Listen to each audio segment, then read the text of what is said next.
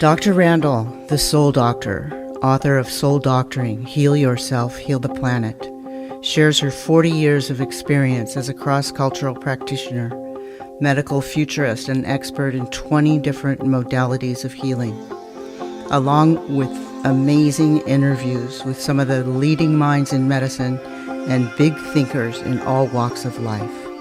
The stories of our lives are the woven energies of our soul's paths. They feed and ignite the spiritual light that nourishes the universal soul, the one mind, the cosmic consciousness where we all come together.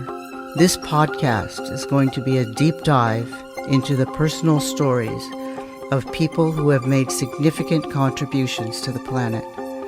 What formed them? What moved them to become these leaders and innovators that inspire us so? Hi, Geri. Hi, how are you? Well, I'm good. I'm so happy to have you on. I know my listeners are going to be thrilled too. I don't know if you looked into Soul Stories, but the reason we have Soul Stories is because we have people like you, people that inspire, and people that raise consciousness. And I believe you and your book and what you stand for is that. And that's why we're playing today. Thank you so much. That's so kind. And yes, I have listened to many of your episodes and it's thank you. Amazing. Yeah, it's wonderful. I'm honored to be here. Oh, well, this is going to be fun. So the name of your book is Graceful Exits, Making a Case for Getting Good at Goodbye. And I know a lot of that, because I read your book, is from your own experience, your life experience, and what you've been through. And now you're sharing that with other people, which is wonderful. So tell me, when did this all sort of come about in terms of when you made the change from being the big, important executive person to what you are now? It wasn't a single moment. I will say that. It was a gradual coming. As a single parent, I was responsible for raising my sons and creating a secure and safe and loving home, which I was fortunate enough to be able to do. But there was this feeling as they were getting ready to leave the nest that I didn't need to be where I was. And if I wanted to maintain where I was, beautiful home in Southern California, ocean view, the having it all, kind of what people sometimes think, I was going to go back into corporate America. I had taken a bit of a sabbatical, if you will, after a layoff, which I talk about in the book, and was rethinking how I wanted to live this next chapter of my life. And my gut told me, when I thought about going back to corporate America, that was not the right answer. And what my heart told me was the answer was out there somewhere and surrounded by trees. That's all I knew. I want trees. I don't know where. There's lots of trees in the world. But I knew that I was at that, that crossroads. And so when was that? This was it started in 2016, I would say. And because you did several huge things at once. I mean, yeah, you not only left corporate America, you became an empty nester. Yeah. And then you left your, like you said, your dream home. Yep. And became a nomad. I did.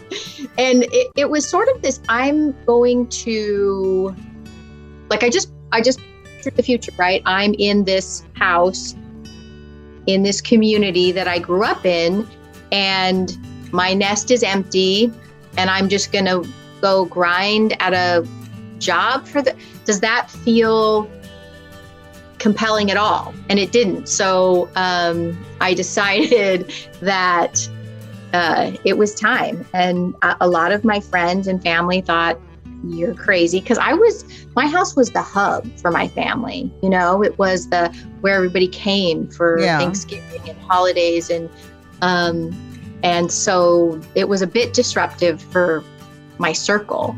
And yet, I'm so happy I did. It's been such a blessing.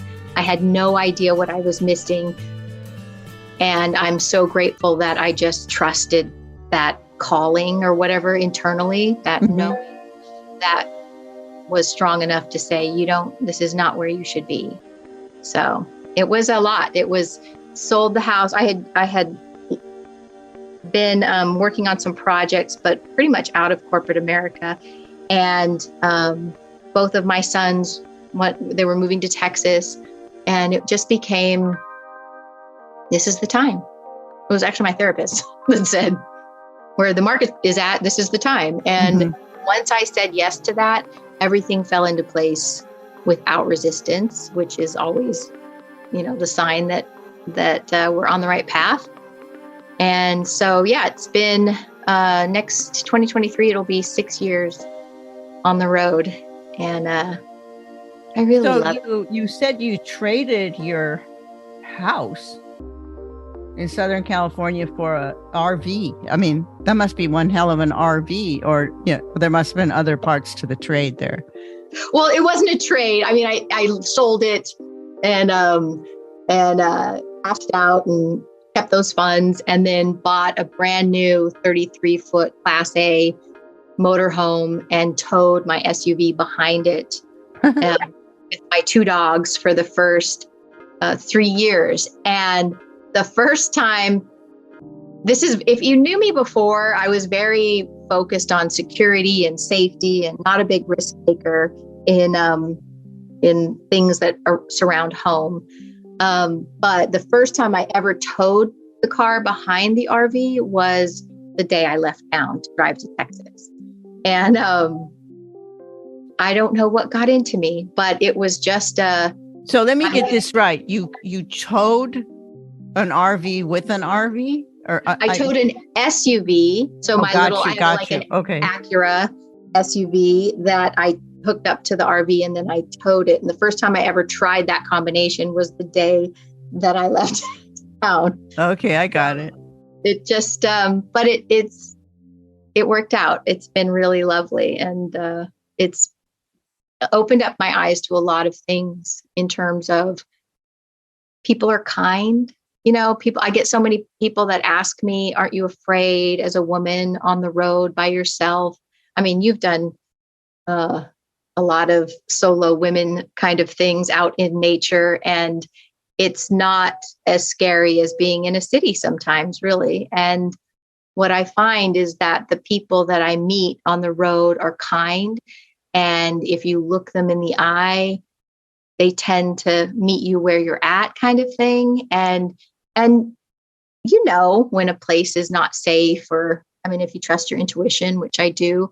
And so that has not been, haven't been fears about that type of thing at all, which has been really lovely. So, So what you belong to some groups that do you travel together with other people, or?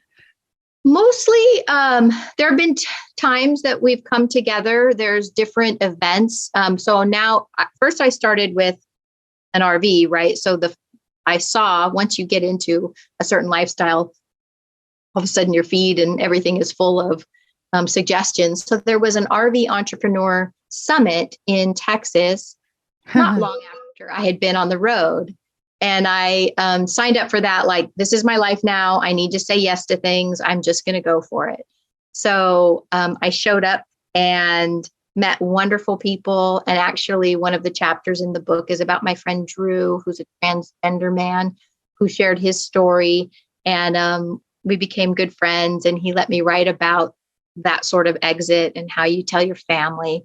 And then I started connecting with different nomads, really, that were trying to live this life and that weren't just a retired couple, which is sort of the stereotypical RV full-timer profile.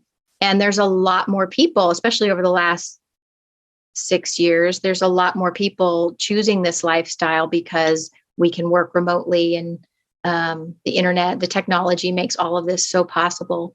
But then, how do you get hooked up when you're nomading around? Well, I use literally my phone's data plan. I have a hotspot from another carrier. I try to have multiple carriers in case the coverage for Verizon isn't good in this spot, then T-Mobile is good, kind of thing. But they now have Starlink, which is a satellite option. What's it called? It's called Starlink. It's a Elon Musk product, for better or for worse. But several of the nomads have tried it out, and they're able to get really good service in remote locations because it's based on satellites instead of the cellular. Yeah. Nice. So they keep coming up with better options to stay connected, but then sometimes you want to just disconnect, right? Now, I know there's some sort of cuteism to this name of your second RV, but I don't get it. It's called what?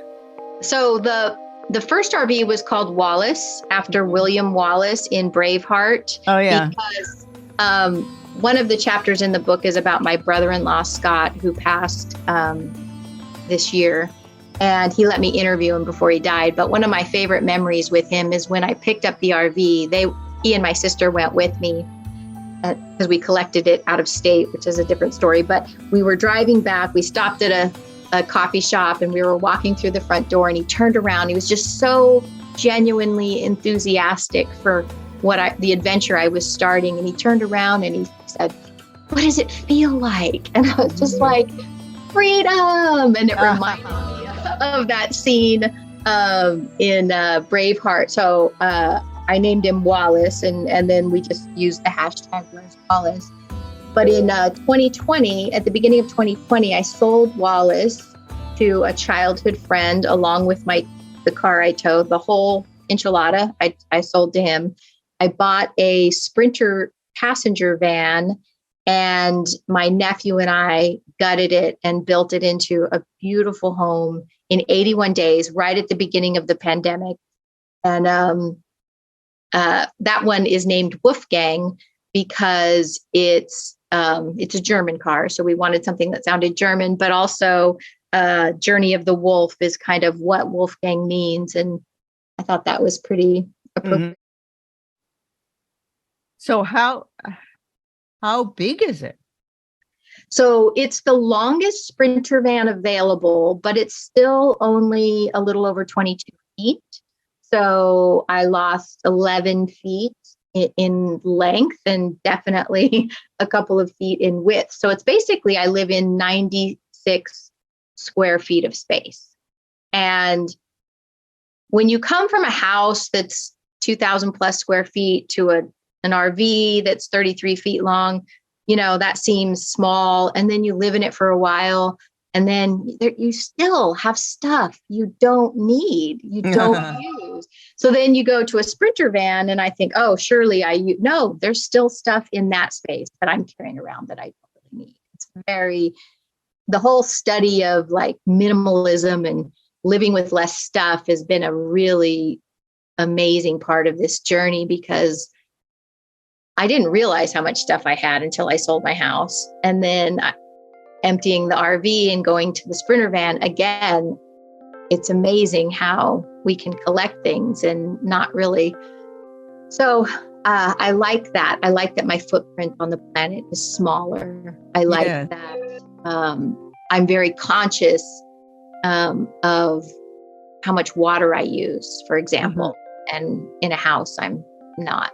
So it's just interesting. I love it.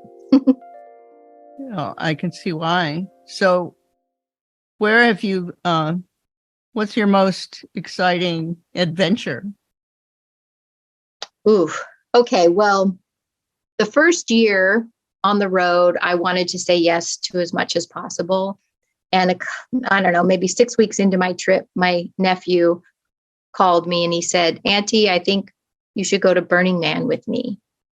and you're on this spiritual journey. And I think we should all go to Burning Man. Go to Burning Man in my brand new RV, right? I didn't know what Burning Man was. I thought it was like Coachella. I was like, yes, of course. I'm saying yes to things. And then I looked it up on the internet. I was like, oh, crud, what did I say yes to? But it is just the only way I can describe it is once you let your own walls and judgment and stuff fall away, which took me about 2 days. It is unconditional love from every single person you meet for 8 days. That was my experience. I've been twice now. I loved it so much the first time. So that was a really lovely way to start this adventure. Wow. Was to just go do something very outside of my life. And yeah, I'm a little burner now, which is hilarious. If you brave. But in terms of places, wow. So I've been to 38 states in the US and 5 provinces of Canada. And I have to say, going up to, of course, Montana and Glacier and all of that, but going up into Canada to Jasper and Banff, where it was just mind blowing how beautiful that was. So, but there's so much left to explore, I haven't, people go, when are you done? And I'm like, I haven't seen everything yet. So. Do you get done? Do you ever get done? No, hopefully not. Right. Because when you're done, you're done. Like, what's the point? Exactly. So was it actually goodbye or an exit that launched you into this whole thing? Was it? Well, actually, in hindsight, definitely the layoff for me was the start of the book. And that happened in 2014. The idea for the book started just coming out of me. I would wake up and grab my phone and turn on the voice recorder. And it would just, a lot of it was anger at the beginning, to be perfectly honest. Like, this person loved me that laid me off. I'd known him for 25 years. He was like a brother and he did it so badly. It wasn't the what, it was the how that made me so angry. What was bad about it? So again, I'm a COO. I have an employment contract, and he flew into town to tell me in person, again, like a brother, chickened out and left town and did it over the phone on a Friday afternoon. And then I was immediately locked out of every system in the company, access to my staff, like I was some sort of criminal. And I'm like, oh, I hate that. You know me. What are you doing? And and then that, escort you to your car or whatever. I mean, right. Had I worked in an office, that might have happened. And it's like, I get, this is the point of this book, which was a big epiphany that I had. I get that facing this kind of thing is hard, right? But it's not as hard as treating somebody badly and having to live with that for the rest of your life. And that is the thing I'm trying to help people with. The people that, and we've all probably done it to some extent at some point in our life, is we ghosted a friend, or we didn't, we had an ungraceful relationship exit, or someone died and we had some stuff that we wish we had resolved. These are things that I want to help people avoid, because the cost of my friend carrying the way he exited with me, the what was right, because they couldn't afford to keep me, which was fine. They weren't ready.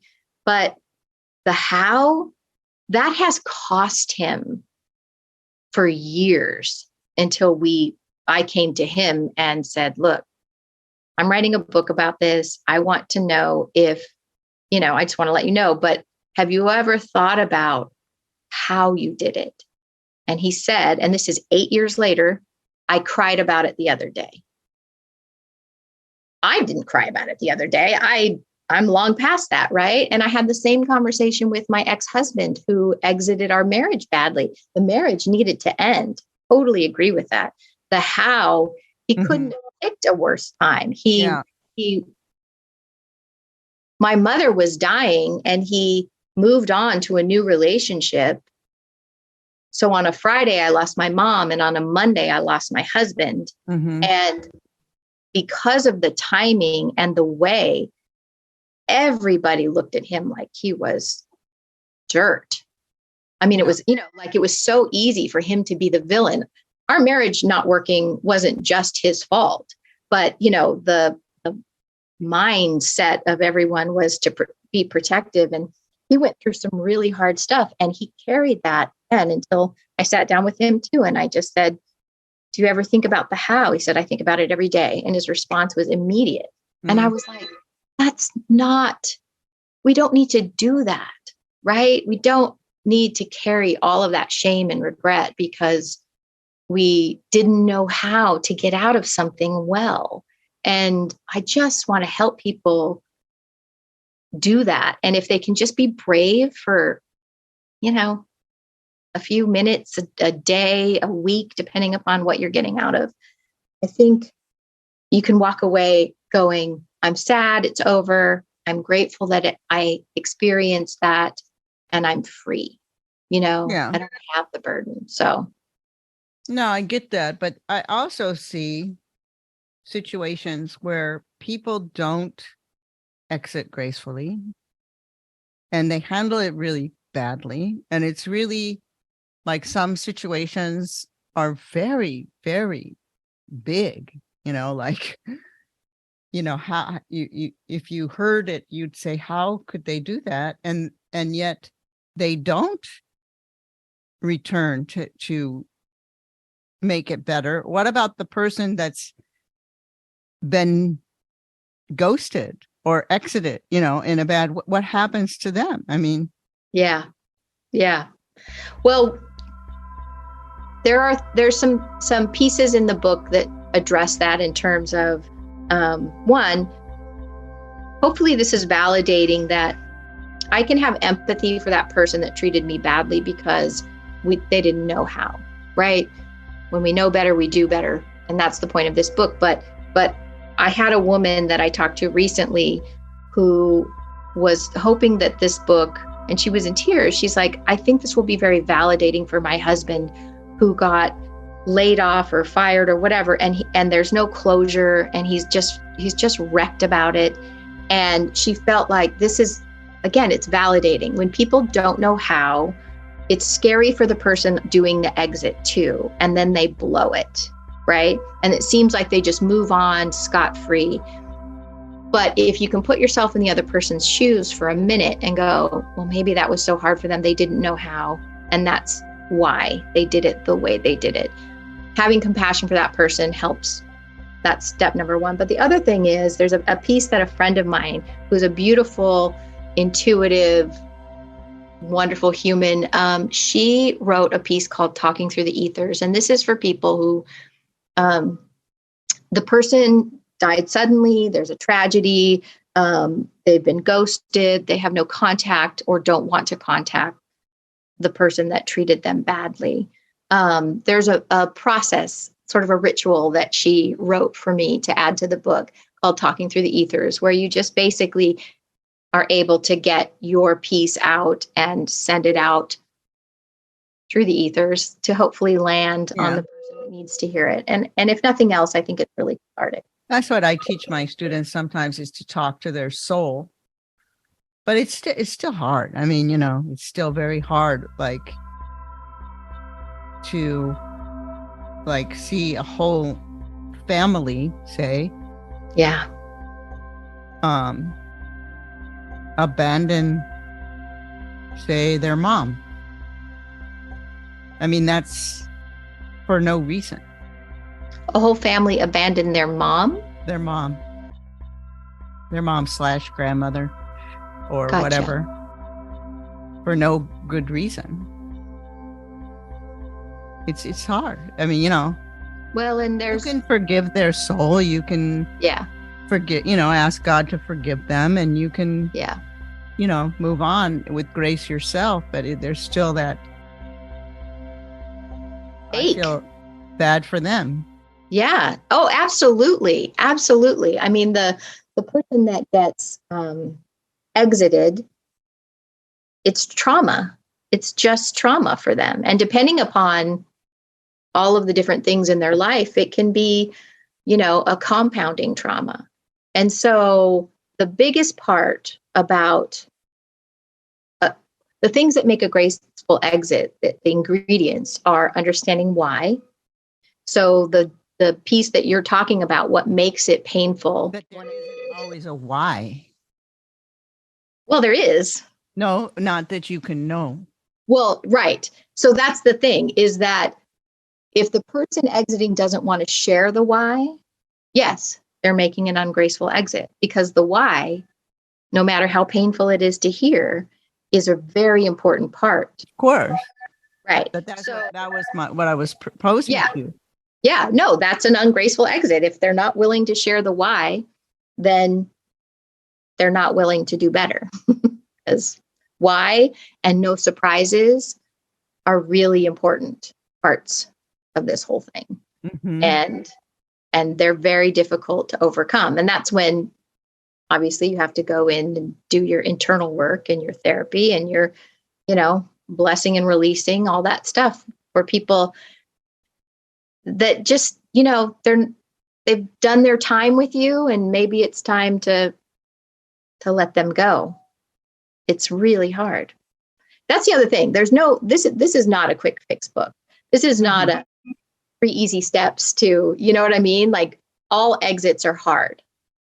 I'm just trying to keep them hard in the moment with some structure, so at least I know how to navigate the path, but less hard later, because we've done them well and with respect, answering the whys, not surprising people, holding space for that other person when you're delivering the news, and after answering questions if they're too shocked to absorb, and then you can go, kind of thing. But to blindside somebody out of the blue with an exit is cruel. And to not tell them why is cruel.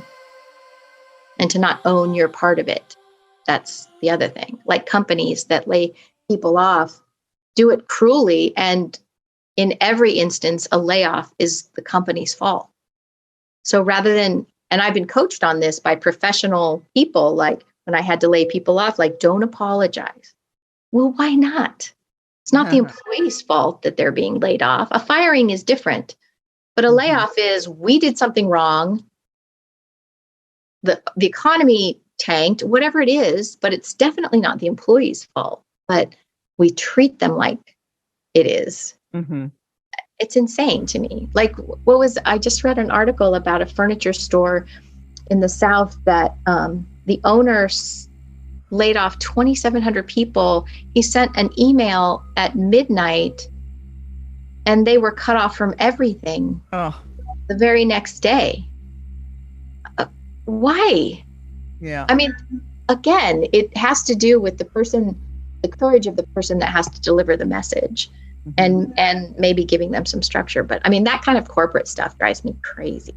Yeah. It's like that movie with George Clooney, Up in the Air. I actually do some of the quotes from the opening of that movie, because they're so spot on.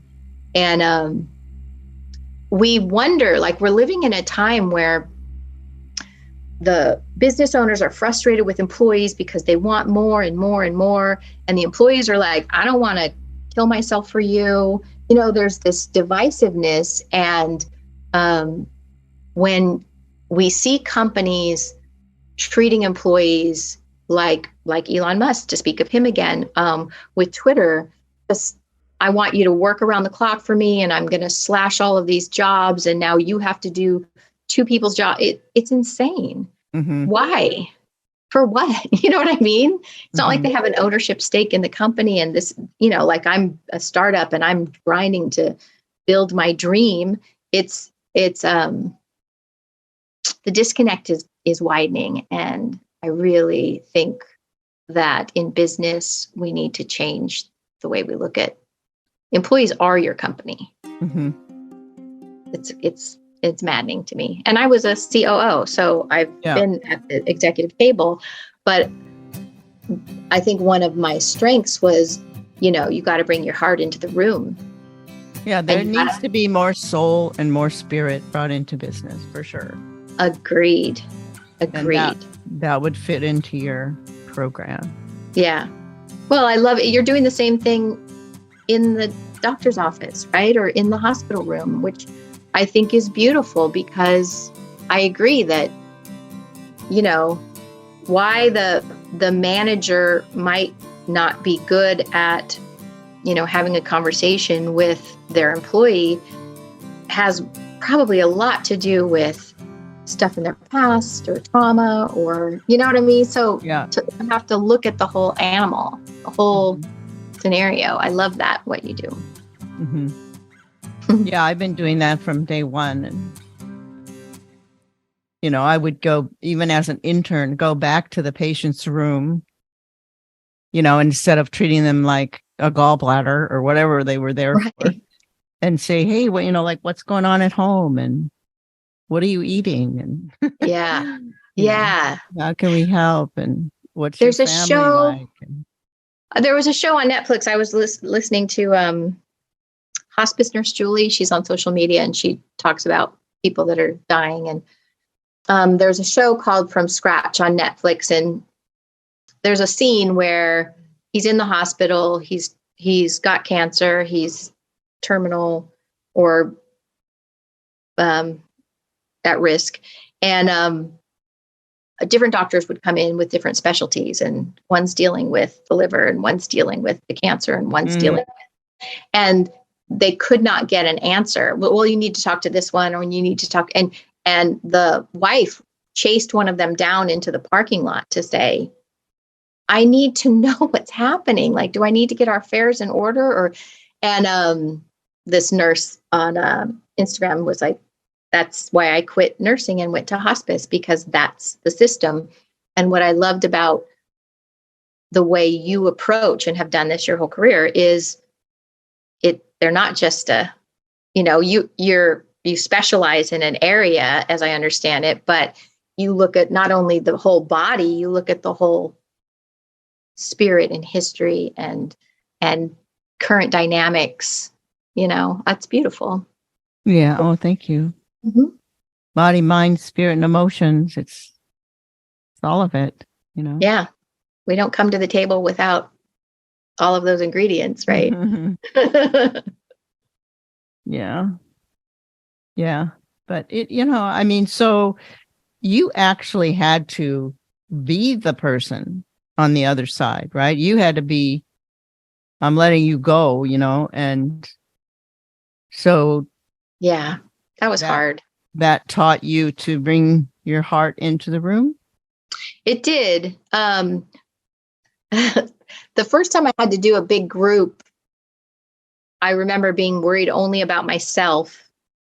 It was in Texas, which is you can have weapons, it was in a big group of people that I didn't.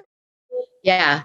And I had to stand up in front of 80 something people and tell them that we were shutting that facility down. And I had small children at home, and it was the first time really doing a big layoff like that. And I was so worried about myself.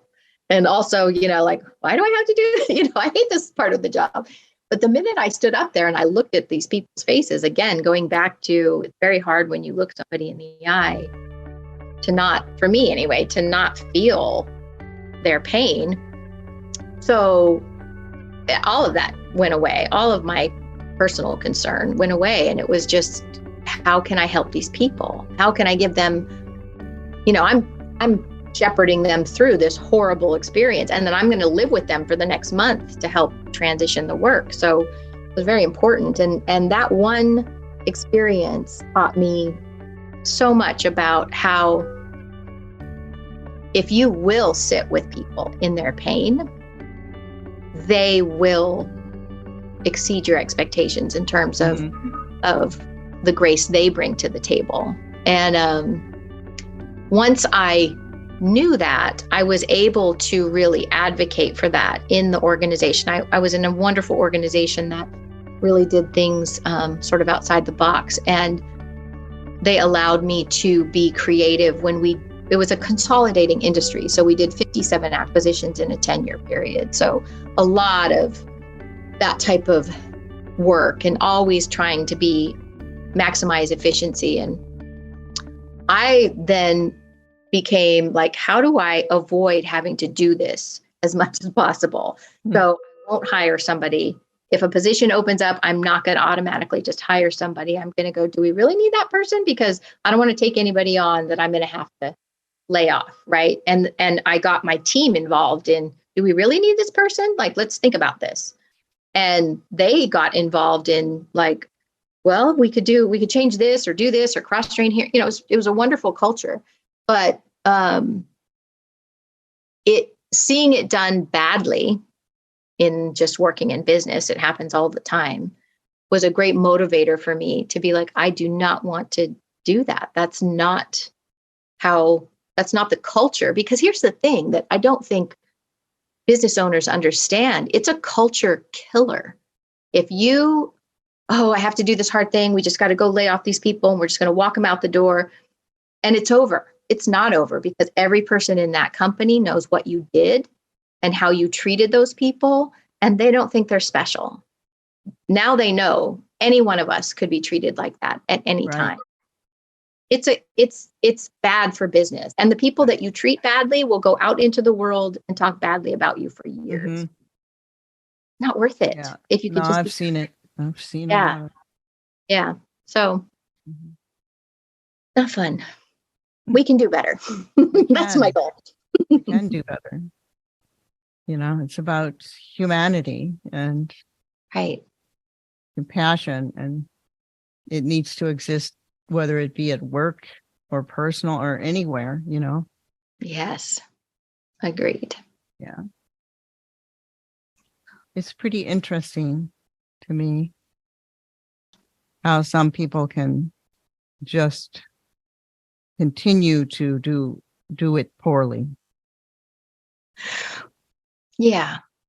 Makes you wonder about their upbringing or their personality disorders or what. No, I think that's really kind of the place to go to, you know, when we're hurt and in pain. What I have experienced is that the people that it's a downward spiral. So the first time I ghost somebody, I feel bad, but you know, we only dated for a couple of weeks or whatever, you know, I'm never going to see them again. So it feels this bad, but it's a lot easier for me to do it the next time. Right. Because now then it becomes a pattern, and then the stakes keep going up, and I feel worse about myself every time. I know I'm a person that treats people badly. My shame, my self-esteem, it's all going down the toilet. Do you know what I mean? And some people, they have more tolerance for it than others, and they can fool themselves for longer. But I really believe it catches up to us at some point in terms of the quality of life you could have had you not done that, you know, had you gone and cleaned up your mess, you know, and made an amends to that person. Because the weight that you carry when you don't it's a price I personally am not willing to pay, you know? So I think we can help people go clean some stuff up if the person that they hurt is willing to do that and they're not re-injuring. But we're not really taught how to treat people, you know? And I really believe that there's work to be done. And with some simple structure and skills, I mean, someone asked me, imagine a world where everybody knows how to do this one skill well, like it's taught, it's normal, it's like manners or something, you know? And the ripple of that, when I imagine it, is huge because it's a very loss is a very damaging thing to experience when it's done poorly. And when it's done well, I experienced this several times, but the most powerful one was the one with my brother-in-law.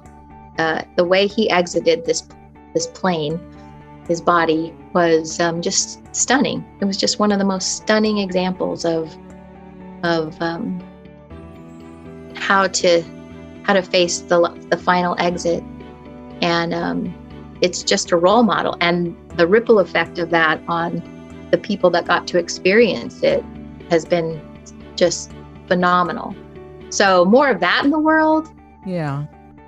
I don't know if you got to that spot in my book where I talk about my brother's exit. He's crossing over, and I was his spiritual midwife, so to speak. It was the most beautiful crossing over I've ever experienced. But, you know, it's had an effect on every single person I've cared for, you know, since, because it was so. How old was he when that happened? He's in it 36. Okay. The loss of a sibling, I only have one, and I can't imagine, right? Like that's when you go from parents, which are sort of this safety umbrella, to sibling is. Well, we were always very close, and I was kind of like his mom in a way. But I mean, the hardest part was dealing with my own mom, dealing with her sense of loss. That was the hardest part. He was a champion. I mean, he told me and others that he was looking forward to the adventure. Oh, yeah. You know, and love that.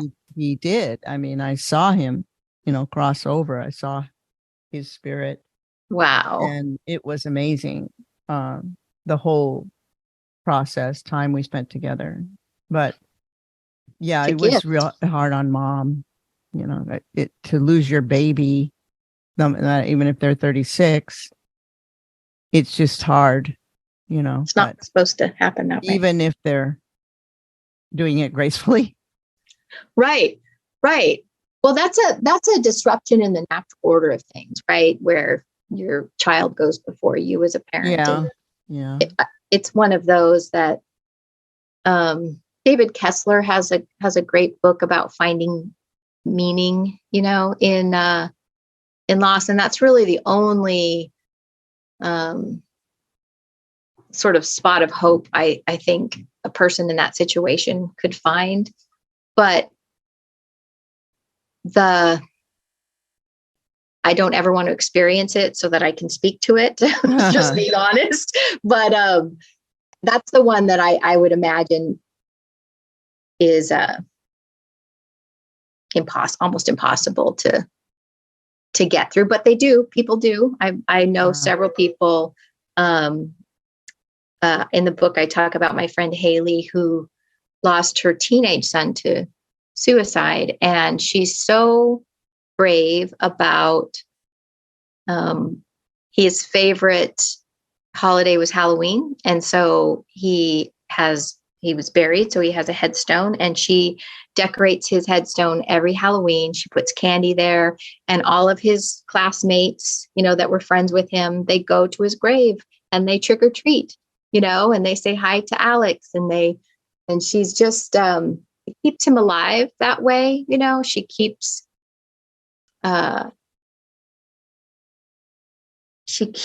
the idea, the mother-son relationship, it's spoken, right? Mm-hmm. It's talked about. And that's one of the things that I think when you lose somebody is really important for all of us to do, is to keep that person's name alive, mm-hmm. especially for parents like your mom. Is your mom still with us? No. Okay. But she did live a very long time. She had cancer at the age of 72, and I was able to cure her from adenocarcinoma in the lung, and she lived to be 98. So she did pretty good.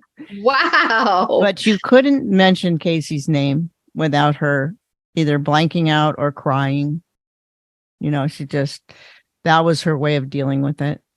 Yeah. And my dad too. It was just, that was her, she dealt with it by, denial. It worked for her. Sometimes it's a defense mechanism, For sure. Some people just can't do it another way. And especially people of that era. So I don't really think you should force them to. No, you should let them handle it the way they can. Yeah. And, not everybody has to face it. It's not their way. I agree with that. My sister taught me through her widowing experience that just being asked what do you need or what works for you, rather than assuming and jumping on with, you need to do this or that. That's not helpful. It's just being quiet and listening and asking, what they need and how you can be of service, type of thing. Yeah, she really wanted to be cared for. She just wanted love. That was what she wanted. Yeah. Don't we all? Yeah. So, it's a very, very poignant topic that you chose, and I admire your work, and I'm sure you're going to help a lot of people with it. Thank you. Do you have any? You've already shared so much. It's hard to know, but do you have? I can't believe it's already 12:50. We're done already. I mean, we just started. Right. Give us a couple pearls. One of my favorites that came to me, and it kind of sums it all up, is the pain you cause is the pain you carry. Right. And to think that, we get away with something, we don't. We hold it, we carry it. It manifests as a physical illness sometimes, right? Because life is too short. It's too short to carry that. And there are ways to clean that up. First, just personal accountability, right? There's a section in the book that I adore called The Blueberries, because of the person that I like that too. Yeah. And it's funny because it wasn't, I did several drafts of this book, and it only came to me at the end, but there was a gentleman that I worked with named Joe, and he used to say, there's a blueberry in that muffin somewhere, like get to the good stuff, get to the point, or find the solution or whatever. So at the end of each section, I have the blueberries, which are the bullet points. But the piece about his story that I love is that he walked away from tens of millions of dollars in a payout that we knew was coming in this company that we were selling. And because he just knew he wanted to spend time with his family. And as it turned out, he died less than 2 years later, suddenly. And he had a beautiful wife and a young son at home. And it's as though something in him said, I don't have time. I need to go do this. And I guess the other pearl is listen to your knowing and follow it and trust it. And because even though it's terrifying, as it was for me, it leads you to magical places and magical, like, I'm a freaking author now, like, and I've been all over, and it's okay that it's scary, but do it anyway. I've saved a lot of people's lives doing that. Yes, I love that. I love that about you. I love the part where you go into, I think it was Joshua Tree, which is where I finished finally this book. And you did your, what is it? Vision Quest. Thank you. Vision Quest. And I just thought, how brave to just lay in the desert by yourself throughout a night, and now it's like the seed has been planted. I'm like, how can I go do that? So I love that. Yeah. Look at all you got from that. Yeah. Yeah. And, I taught medical students intuition at UCLA as one of the first things we did to, start to bring in complementary alternative medicine.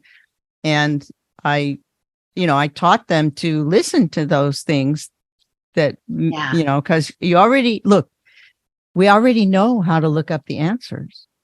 We already know the science. So listen to that knowing, listen to that intuition, because you can look it up. Right. And if you're not right, you're not, but usually you are. Right. And then you exercise that muscle that God gave all of us, and you get better and better at it. And, and to the point where people come in and they tell me a few words, and I go, oh, you have such and such. And they're like, I do. You're right. I love that. My youngest just finished. He's on his medical journey. He's becoming a medical assistant first. He might become a PA, and he may still become a doctor. And I'm going to share that with him because he's a very much facts guy, right? Like he knows a lot of things, but that's a muscle. It is, but it's also a muscle, the intuition piece that I want him to keep in his toolkit, The real power is when you put them together. Yeah. That's what I've taught from the very beginning, is to bridge, and medicine is that way too. When you take Western medicine and you put it with another discipline, it's more powerful than if you have one alone. So it's the same. You add that intuition. It's another tool. It's another way to serve and to heal. So why would you not want to give yourself access to that? I love that. And I love that you're not either or, which seems to be, in my limited experience, it's one way or the other way, but the blending of the best practices from all modalities is just so beautiful. And why wouldn't you, Yeah. That is the real way. Yes, it is. Yes, it is. And thank you for leading the way. Well, thank you. I'm going to give him your book next. All right. I can't wait to come take a ride in your vehicle. We'll go to Joshua Tree. Yes, that'd be great. Thank you so much. I appreciate you. Thank you so much for joining us. Thank you for what you do. And I'm sure we'll be hearing a lot more from you. Thanks. Okay. Bye now. We'll be in touch. Okay. Okay. Deal. This is Dr. Gail Randall from Soul Stories, and author of Soul Doctoring, Heal Yourself, Heal the Planet. I want to thank Saltology, our sponsor, at bathsalt.com, which fits perfectly into my medicine bag as it, like me, calls upon the ancient wisdom and modern technology to heal, especially with the stresses and ills of our modern times. The Bokek brand uses organic salts combined with organic essential oils sourced from ancient Egypt to provide a perfect remedy for your bathing ritual and healing from modern stresses. The Relief RX brand is a unique one-of-a-kind healing salt that uses organic CBD, treated with a unique emulsification process to create nanoparticles which easily enter the skin to most effectively heal and relieve aching muscles and joints. Whether from chronic inflammation or just a rough workout, this is the perfect healing bath, especially when you add the organic essential oils of neroli, lavender, eucalyptus, or grapefruit. Your body, mind, and soul will be lifted and soothed like never before. Go now to bathsalt.com. I also want to give special thanks to Larry Antonino and Agora Borealis Recording Studio for music and score, and also to closetotheearth.com for IT and computer assistance. I'm Dr. Gail Randall, creator and host of Soul Stories. I just want to thank you for listening to my podcast. I recently got a notification from the international podcast people, and I was astounded that so many countries are listening to my podcast in the category of alternative health. So thank you, and please continue to listen. I especially want to thank Egypt, Croatia, Japan, and Switzerland, also France and Ireland, because my numbers were quite high there. So keep up the good work and check out my Instagram at Dr. Gail Randall, and particularly check out my Instagram TV, where you can hear me talking about alternative medicine subjects and also see me. It's a very good show, and I think you'll like the subjects. It's on 6 p.m. Pacific Standard Time every Friday, but it's recorded there, so you can find it there anytime you look. Okay, thanks again. I love you guys. Also supported by Randall Wellness Network, bringing health and wellness to you directly. Medical futurist Dr. Gail Madeleine Randall brings 40-plus years as one of America's most forward-thinking doctors, healers, and emerging authors onto a diverse media platform to empower our paths to health, wellness, increased consciousness, and vitality. Gail Madeleine Randall, MD, has long practiced, taught, and encouraged patients to take control of their healing processes and journeys. Randall Wellness Network provides a 360-degree platform for people to heal themselves, and she most emphasizes regenerative approaches for healing individuals, communities, and the planet as one. For more information, go to drgmrandall.com and Instagram at drgailrandall, and check out the robust Instagram series on Instagram TV, also Facebook, Randall Wellness, and also Dr. Gail Randall.